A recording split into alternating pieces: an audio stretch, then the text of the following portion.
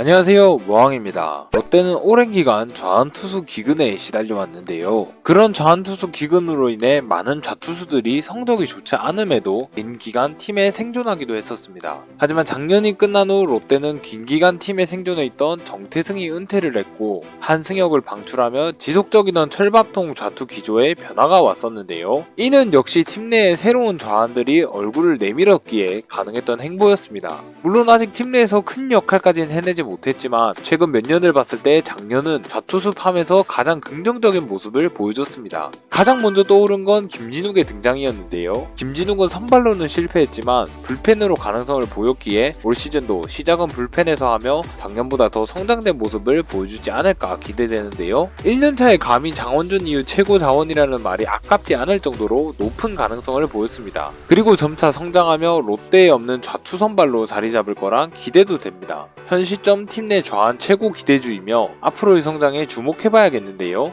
하지만 올 시즌은 이런 김진욱의 성장도 중요하겠지만 무엇보다 베테랑 좌완 투수들의 역할이 중요합니다. 작년 롯데는 2명의 베테랑 좌완이 잠시 반짝하는 모습을 보이며 득점감으로서의 가능성을 보였는데요. 먼저 2014년 1차 지명 김유영이 그 주인공입니다. 김유영은 통산 6을 넘어가는 9이닝당 볼넷 수치를 기록하며 제구의 약점을 보이고 긴 시간을 2군에서 보냈는데요. 그러던 중 2020년 사이드 스로에 가까운 폼으로 바꾸며 변화를 주어 반등을 노렸습니다. 이후 2군에서는 1점대 방어율로 더 이상 이룰 게 없는 성적을 보여줬고 특히 작년 18.1이닝 동안 사사구가 5개일 정도로 사사구가 눈에 띄게 적어진 모습을 보였습니다. 하지만 1군 성적이 좋지 못했다는 게 흠이었는데요. 2군에서는 매번 좋은 성적을 보였지만 1군만 올라가면 미끄러지기에 나이도 있는지라 작년 방출을 예상한 팬들도 적지 않았습니다. 하지만 작년의 김유영은 분명 희망은 보여줬습니다. 1군에선 9이닝당 볼넷이 많았지만 2군에서의 수치를 보면 예전보다 제구면에서 훨씬 나아졌음을 보여줬기에 1군 무대라는 심리적 문제가 작용했을 가능성도 보이는데요. 그래도 확실해진 건 옛날같이 터무니없는 볼은 줄어들었다는 것입니다. 그렇게 약점이던 제구가 해결될 가능성도 엿보이는데 작년엔 9위가 상승된 모습을 보였다는 게 희망적이었습니다. 10월엔 최고 147까지 구속이 올라왔음을 보였고 한 달간 피안타율이 7푼 4리였을 정도로 공이 좋았던 모습을 보였습니다.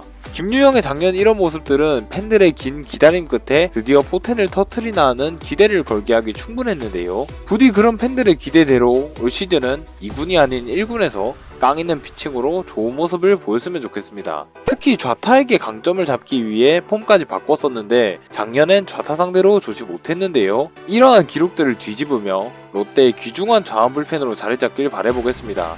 2022년 김유영의 반등을 응원해보겠습니다. 그리고 또 한 명은 작년 트레이드로 NC에서 온 강용구 선수인데요. 강용구 선수 역시 트레이드 이후 후반기에 팀에 합류해서 많은 경기를 나섰지만 성적이 그닥 좋지는 못했습니다. 최종 성적은 3개의 홀드는 기록했으나 방어율이 8.44에 3할 2푼 8리의 피안타율, 9이닝당 볼넷은 7.88개로 득점감으로는 실패한 성적을 보였습니다. 다만 아쉬웠던 점은 이적 후 10경기까지만 해도 방어율 제로를 기록하면서 드디어 듬직한 좌완 불펜이 생기나 했었는데 이후에 완전히 무너졌다는 것입니다. 8월만 보면 방어율 제로에 2할의 피안타율로 롯데의 특급 좌완 불펜으로 큰 가능성을 보였습니다만 이후 2달간 방어율이 모두 2자릿수를 기록하며 무너졌던 것인데요. 성적이 좋지 않았을 때 사사구가 많아진 점을 보면 과제는 확실해 보입니다. 롯데 팬들은 지긋지긋해 하실 제구를 잡아야 되는 투수인 것인데요. 그리고 올 시즌 NC에서 많은 기회를 받지 못해서 그런지 구속이 다른 연도에 비해 다소 낮은 수치였던 평균 139밖에 되지 않았습니다. 이러한 구속 저하가 난타를 당하는 직접적 원인으로 보이는데요. 하지만 본격적인 불펜 역할을 맡고 많은 이닝을 던졌던 18-19년도에 9이닝당 볼넷이 무난한 수준이었고 구속도 잘 올라왔었는데 그 해의 성적들이 좋았던 점을 미루어 봤을 때 올 시즌도 꾸준하게 기회를 받아 등판한다면 구속과 제구 모두 괜찮았던 때로 돌아가며 성적도 함께 올라갈 가능성이 있다고 보여지는데요. 강용구는 나이로 따지면 현재 좌완 중에서 가장 베테랑인 선수입니다. 그렇기에 작년 성적에 대한 반등이 가장 간절한 선수가 되겠는데요. 롯데의 다른 인원들과 다르게 타팀 시절 좋았던 표본이 있기에 올 시즌 몸을 잘 만들어 구속과 제구를 향상시킨다면 다시 한번 반등하면서 롯데의 핵심 불펜으로 나설 가능성이 크다고 보여집니다.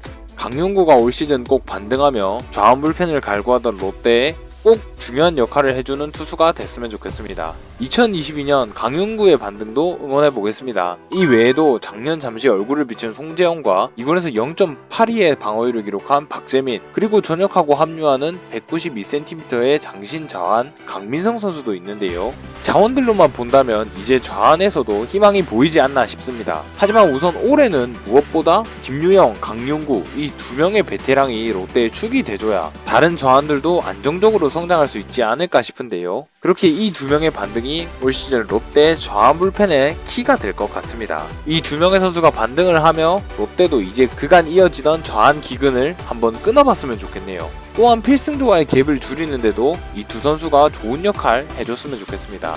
올 시즌은 롯데에서도 좌완들의 활약이 이어지길 바라보겠습니다. 지금까지 머왕이었습니다. 감사합니다. 롯데 승리의 롯데 화이팅!